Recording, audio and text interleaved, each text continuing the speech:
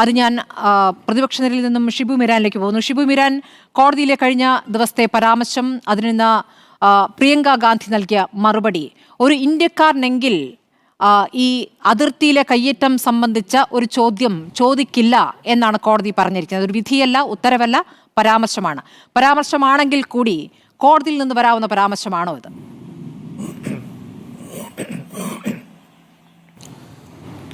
തീർച്ചയായും സ്മൃതി, കോടതി വിധികളെ വിമർശിക്കാനും അതിനോട് വിയോജിക്കാനും സ്വാതന്ത്ര്യമുള്ള ഒരു രാജ്യമാണ് നമ്മുടേത്. കോടതി വിധികളെ ധിക്കരിക്കരുത് എന്ന് മാത്രമേ നമ്മുടെ രാജ്യത്തെ നിയമ സംവിധാനം പറയുന്നുള്ളൂ. ഇനിയിപ്പോൾ ഈ പ്രത്യേക കേസിൽ ഇന്ന് ആ കേസ് പരിഗണിച്ച ജസ്റ്റിസ് ദീപാങ്കർ ദത്തയുടെ നേതൃത്വത്തിലുള്ള ബെഞ്ച് നടത്തിയ ആ പരാമർശങ്ങൾക്ക് കാരണമായിട്ടുള്ള ഇഷ്യൂവിലേക്ക് നമുക്ക് പോകാം. ഇപ്പോൾ ഗാൽവാൻ കൺഫ്രണ്ടേഷൻ നടന്നതിന് ശേഷം ഇന്ത്യക്ക് ഭൂമി നഷ്ടപ്പെട്ടിട്ടുണ്ടോ? ചൈന ഏതെങ്കിലും നിലക്ക് ഇന്ത്യയുടെ ഭൂമി കയ്യേറിയിട്ടുണ്ടോ? ഇപ്പോൾ ഈ സംഭവം നടന്നതിന് ശേഷമാണ് 2023 എൻ്റെ ഓർമ്മ ശരിയാണെങ്കിൽ അന്നത്തെ ആർമി ചീഫായിരുന്ന മനോജ് പാണ്ഡെ അവരുടെ ഒരു ആനുവൽ ബ്രീഫിംഗ് ഉണ്ട്. ആ ആനുവൽ ബ്രീഫിങ്ങിൽ പറഞ്ഞ ഒരു കാര്യം, ഞങ്ങൾ ചൈനയുമായി 21 റൗണ്ട് ചർച്ച നടത്തി കഴിഞ്ഞു. എന്തിനാ ചർച്ച പ്രീ ഗാൽവാൻ വാലി സിറ്റുവേഷനിലേക്ക്, അതായത് 2020 സ്റ്റാറ്റസ് കോയിലേക്ക് പോകണം എന്നാണ്. ഇപ്പോൾ ഈ ഗാൽവാൻ വാലി അറ്റാക്കിന് ശേഷം ചൈന ഇന്ത്യയുടെ 1 ഇഞ്ച് ഭൂമി കൈപ്പെടുത്തിയിട്ടില്ല എന്ന് BJP ഇവിടുത്തെ രാഷ്ട്രീയ നേതൃത്വം ആവർത്തിച്ച് പറയാറുണ്ട്. അതിനെ അസ്ഥിരപ്പെടുത്തുന്ന രൂപത്തിലാണ് 2020 സ്റ്റാറ്റസ് കോ വേണമെന്ന് നമ്മൾ അവരോട് അങ്ങോട്ട് ആവശ്യപ്പെടുന്നത്. അങ്ങനെയാണെങ്കിൽ പിന്നെ ഈ പറയുന്ന ഈ മനോജ് പാണ്ഡെ അദ്ദേഹം യഥാർത്ഥ ഇന്ത്യക്കാരനാണോ എന്ന ചോദ്യം ചോദിക്കേണ്ടി വരില്ല. ഇപ്പോൾ കോടതി നടത്തിയിട്ടുള്ള ഈ പരാമർശം ഇന്ത്യയിൽ രൂപപ്പെട്ടു വരുന്ന ഒരു രാഷ്ട്രീയ സാഹചര്യമുണ്ട്. നമ്മളിപ്പോൾ ഈ പെഹൽഗാമിനൊക്കെ ശേഷം കാണുന്ന ഒരു കാര്യം, ഇവിടുത്തെ ദേശസുരക്ഷ, ഇവിടുത്തെ സൈനിക നടപടികൾ എന്നതിനെക്കുറിച്ചൊന്നും ആരും ചോദ്യങ്ങൾ ചോദിച്ചുകൂടാ. ഇപ്പോൾ രാഹുൽ ഗാന്ധിയെ നിരന്തരം വിമർശിക്കുന്ന മറ്റൊരു ചോദ്യമാണല്ലോ, പെഹൽഗാം ആക്രമണത്തിന് തിരിച്ചടി കൊടുത്ത ഓപ്പറേഷൻ സിന്ദൂറിൽ ഇന്ത്യക്ക് അതിൻ്റെ ഫൈറ്റർ ജെറ്റുകൾ നഷ്ടപ്പെട്ടിട്ടുണ്ടോ? ഇത് ചോദിച്ചവരൊക്കെ ആ മനുഷ്യനെ അധിക്ഷേപിച്ചിട്ടുണ്ട്. രാഹുൽ ഗാന്ധി ഇന്ത്യക്കാരനാണോ, ഇങ്ങനെ ചോദിക്കാൻ പാടുണ്ടോ? എന്നാൽ ഓപ്പറേഷൻ നേതൃത്വം കൊടുത്ത ഇന്ത്യയുടെ സൈന്യം ഉണ്ടല്ലോ, ആ സൈന്യത്തിൻ്റെ നേതൃത്വം ഇന്ത്യയുടെ ആർമി ചീഫ് അനിൽ ചൗഹാൻ, അദ്ദേഹം സിംഗപ്പൂരിലെ ഇന്ത്യക്ക് വെളിയിലുള്ളൊരു വേദിയിൽ വെച്ച് പറഞ്ഞത് ഇന്ത്യക്ക് ഫൈറ്റർ ജെറ്റുകൾ നഷ്ടപ്പെട്ടിട്ടുണ്ട് എന്നാണ്. ഇനി ജക്കാർത്തയിൽ ഇന്ത്യയുടെ മറ്റൊരു സൈനിക ഓഫീസർ ശിവകുമാർ, അദ്ദേഹം അവിടെ ഒരു സെമിനാറിൽ അദ്ദേഹത്തോട് ഇന്തോനേഷ്യൻ സൈനിക ഓഫീസർമാർ ചോദിക്കുകയാണ്, നിങ്ങളുടെ 3 റഫേൽ വിമാനങ്ങൾ, ഒരു സുക്കോയ് വിമാനം, ഒരു MiG-16 ഇത് 5ഉം നഷ്ടപ്പെട്ടു എന്ന റിപ്പോർട്ടുകൾ പുറത്തു വരുന്നുണ്ടല്ലോ. ഇദ്ദേഹം കൊടുത്ത മറുപടി എന്താണ്? നമ്മുടെ ആർമി ഓഫീസർ അദ്ദേഹം കൊടുത്ത മറുപടി, അത്രയൊന്നും ഇന്ത്യക്ക് നഷ്ടപ്പെട്ടിട്ടില്ല, പക്ഷേ ഫൈറ്റർ ജെറ്റുകൾ നഷ്ടപ്പെട്ടിട്ടുണ്ട്. എന്തുകൊണ്ട് നഷ്ടപ്പെട്ടു? കാരണം ഇവിടുത്തെ രാഷ്ട്രീയ നേതൃത്വം, ഇന്ത്യയിലെ രാഷ്ട്രീയ നേതൃത്വം പാകിസ്ഥാനിലെ മിലിറ്ററി ഇൻസ്റ്റാൾമെൻറ്റ്സ് അറ്റാക്ക് ചെയ്യരുത് എന്ന് ഞങ്ങളോട് പറഞ്ഞു കളഞ്ഞതുകൊണ്ടാണ് ഞങ്ങൾക്കത് നഷ്ടപ്പെട്ടത് എന്നൊരു സെമിനാറിൽ പറഞ്ഞു. ഇനിയിപ്പോൾ ഈ രാഹുൽ ഗാന്ധി ഈ പറഞ്ഞിട്ടുള്ള പരാമർശം ഇപ്പോൾ സ്മൃതി തന്നെ കൃത്യമായി ചൂണ്ടിക്കാണിച്ചു. അത് ഭാരത് ജോഡോ യാത്രക്കിടെ ജനങ്ങളോട് പറഞ്ഞത്. അദ്ദേഹം ഇന്ത്യയുടെ പ്രതിപക്ഷ നേതാവാണ്.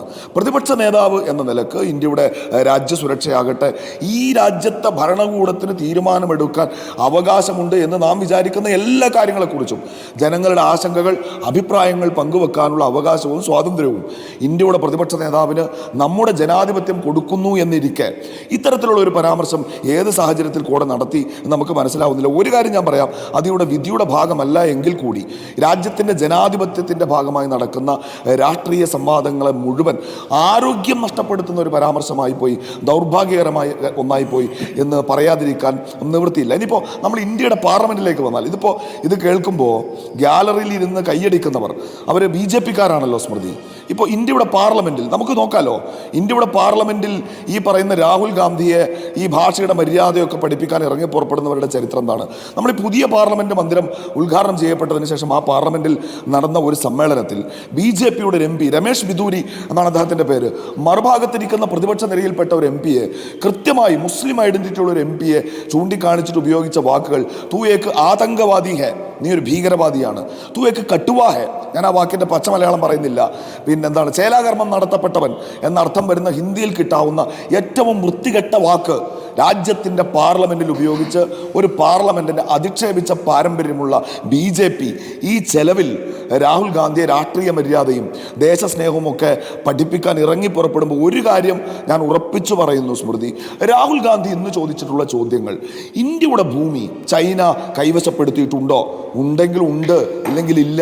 അതറിയാനുള്ള അവകാശം ഈ രാജ്യത്തെ ജനങ്ങൾക്കുണ്ടെന്നേ. അപ്പോൾ ആ സന്ദർഭത്തിൽ എസ് ജയശങ്കർ പറഞ്ഞൊരു കാര്യമുണ്ടല്ലോ, എന്തുകൊണ്ട് ഇതിൽ കർശനമായ നിലപാടെടുക്കുന്നില്ല, ആവശ്യമെങ്കിൽ ചൈനയോട് ഒരു കൺഫ്രണ്ടേഷൻ, ഒരു യുദ്ധത്തിന് നിങ്ങൾ എന്തുകൊണ്ട് തയ്യാറാവുന്നില്ല. അദ്ദേഹം പറയുന്നത് China is a bigger economy than us എന്നാണ്, നമ്മളെക്കാൾ വലിയ എക്കോണമിയാണ് എന്ന് പറഞ്ഞാൽ അങ്ങനെ ഒരു പേടി ഈ രാജ്യത്തെ ജനങ്ങൾക്കുണ്ടോ? ഒന്നാമത്തേത്. രണ്ടാമത്തേത്, ഇപ്പോൾ ഈ ഓപ്പറേഷൻ സിന്ദൂർ ഇവരിപ്പോൾ പാർലമെന്റിൽ ചർച്ച ചെയ്തില്ല, അപ്പോഴും നമുക്ക് രാജ്യത്തെ ജനങ്ങൾക്ക് ഉത്തരം കിട്ടാത്ത കുറേ ചോദ്യങ്ങളുണ്ട്. ഏതെങ്കിലും നിലയ്ക്ക് ഇന്ത്യയുടെ ഫൈറ്റർ ജെറ്റുകൾ നഷ്ടപ്പെട്ടിട്ടുണ്ടോ? അത് നഷ്ടപ്പെടാൻ കാരണമായത് ഇവിടുത്തെ രാഷ്ട്രീയ നേതൃത്വത്തിന്റെ ഏതെങ്കിലും വീഴ്ചയാണോ? ഈ ചോദ്യം ചോദിക്കുന്നവർ രാജ്യദ്രോഹികളല്ല. ആ ചോദ്യം ചോദിക്കാൻ പ്രേരിപ്പിക്കുന്നത്, നമ്മയൊക്കെ ചോദ്യം ചോദിക്കാൻ പ്രേരിപ്പിക്കുന്നത് യഥാർത്ഥ രാജ്യസ്നേഹമാണ്.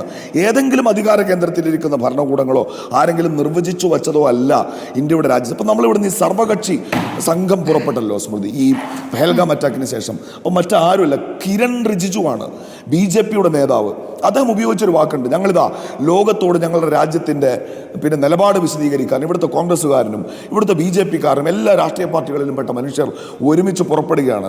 അദ്ദേഹം ഉദ്ദേശിച്ചൊരു വാക്ക് India is a matured democracy എന്നതാണ്. നമ്മുടേത് പരിപാകതയെത്തിയ ഒരു ജനാധിപത്യമാണ്. എപ്പോഴാണ് പരിപാകതയെത്തിയ ഒരു ജനാധിപത്യമായി നമ്മൾ മാറിയത്? 9 പേരെ കൂടെ ഉണ്ടായിരുന്നിട്ട് കൂടി AKG പറയുന്നത് കാതോർത്ത് കേൾക്കാൻ ജവഹർലാൽ നെഹ്റു തയ്യാറായപ്പോൾ മുതൽ ഇങ്ങോട്ടാണ് നമ്മുടേത് ഒരു പരിപാവനമായ ജനാധിപത്യമായി മാറിയത്. ഈ രാജ്യത്തിൻ്റെ ജനാധിപത്യം, ഹിന്ദുസ്ഥാൻ കാ ലോകതന്ത്ര അമർ രഹന ചാഹിയെ, അത് അമരമായി നിലകൊള്ളണം എന്ന് പറഞ്ഞത് അടൽ ബിഹാരി വാജ്പേയിയാണ്. ആ ജനാധിപത്യത്തെ ശക്തിപ്പെടുത്തുന്ന പൗരന്മാരുടെ, പ്രതിപക്ഷ നേതാക്കന്മാരുടെ അഭിപ്രായ സ്വാതന്ത്ര്യം ഇവിടെ അധികാരത്തിലിരിക്കുന്ന ഭരണകൂടത്തിൽ നിന്ന് സംരക്ഷിക്കേണ്ടുന്ന ബാധ്യതയുള്ളവരാണ് കോടതികൾ എന്ന് ചുരുങ്ങിയ വാക്കുകൾ ഈ സന്ദർഭത്തിൽ ആമുഖമായി ഓർമ്മപ്പെടുത്താൻ ഞാൻ ഈ അവസരം ഉപയോഗിക്കുകയാണ് സ്മൃതി. യഥാർത്ഥത്തിൽ അതിൻ്റെ ഒരു സ്പിരിറ്റിന് വിരുദ്ധമായിട്ടാണ് ഇന്ന് ആ പരാമർശം വന്നിട്ടുള്ളത് എന്ന് കാണുന്ന ഒരാളാണ് ഞാൻ. ശരി.